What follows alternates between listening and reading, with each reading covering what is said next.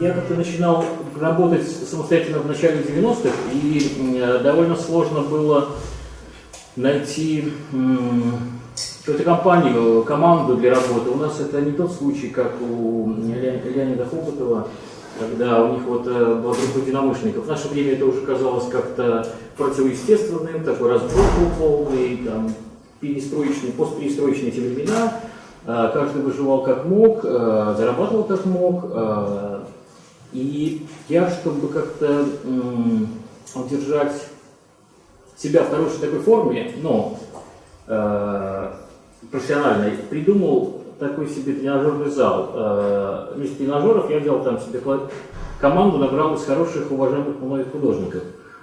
Там были и Веласкес, и Пикассо, и там, ну, Малевич, ну кто угодно, все это нормальные такие люди. Вот. И я устраивал с ними какие-то состязания. Потом это вылилось в проект Second Hand, где я расшифровал эту идею, ну, тезис этот свой, что первая рука – это рука Бога, которая как бы, ну или дьявола, как у кого, которая дает мысли художнику. Как бы художник является уже второй рукой, вводящей. А я являлся второй рукой, потому что использовал уже предыдущие работы художников, тоже как переходный какой-то момент. Я их или улучшал, или изменял, или оживлял. И мне было интересно проявить инициативу, выбрать тех людей, с которыми мне интересно работать. Поэтому определился такой вот какой-то круг художников, тем, проект. И мало того, этот проект, он не закончился тогда, когда я делал вот там 10 лет назад эту выставку. Он работает до сих пор. То есть мне интересно до сих пор рефлексировать, работать с историей искусства и с искусством. Мне кажется, художники вообще, они вдохновляются в основном только художниками. Причем не обязательно хорошими. Это нормальная, я думаю, форма общения между эпохами, между творческими людьми. В галерее Жильбел в Тульском предместье я делал проект «Ханды-манды». Это такое вольное прочтение handmade, ручная работа. И там как-то суть была в том, что я выставлял какие-то эскизы, почеркушки, странным образом сделанные работы. Ну, там какие-то дошивал пуговицы или выставлял объекты.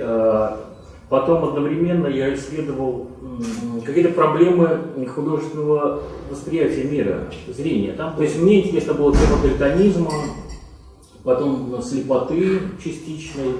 Вот, например, были такие работы, когда в общем таком монохромном решении светился такой премьер цвет, один цвет. Он, как в данном случае здесь, такие огненно-рыжие волосы, и этот мужчина прикуривает от них.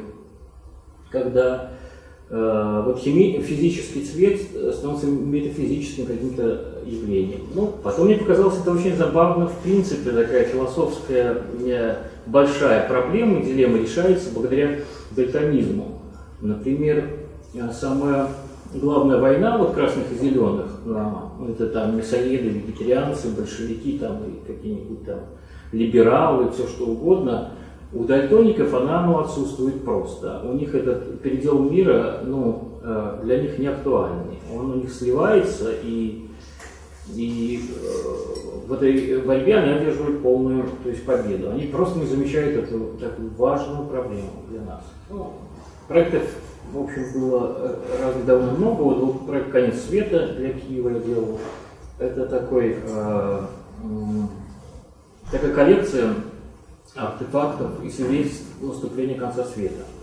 Ну, тут терроризм, тут птичий грипп, тут картина глобального потепления, тут как бы, вот, как раз картина глобального потепления.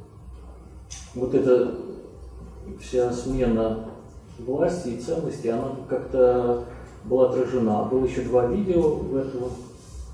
Для меня интересно способы презентации искусства, такой как бы дизайн экспозиционный. То есть я пытаюсь работать с ощущением зрителя, с этой границей контакта искусства и зрителя. То есть я Не думаю, что это совпадает с плоскостью картины.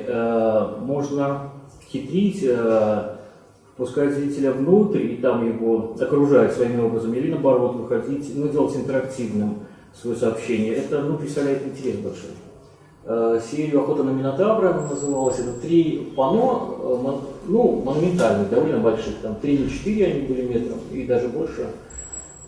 Вот. Суть в том, что в этих мишенях как бы какие-то руины, там обломки такой романской архитектуры, идеального храма, идеального мира. Те обломки, на которых все мы пасемся как художники, и уже давно ничего не можем найти.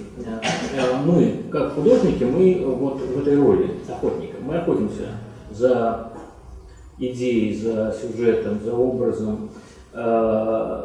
Середина картины пустая, это обломки. В качестве такой, ну, доминанты масштабной, вот я использовал 6 таких картин мишеней. Там какие-то женские образы довольно, ну, привлекательные, такие простоватые. И они как ложные мишени, как бы годятся, или как приманка, надежда на то, что что-то появится более главное.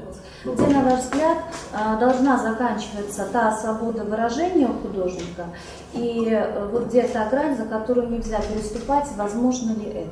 Спасибо. Я на самом деле не знаю примеров этой безоглядной свободы, этой храбрости сумасшедшей, а уж тормозов предостаточно, личных и общественных.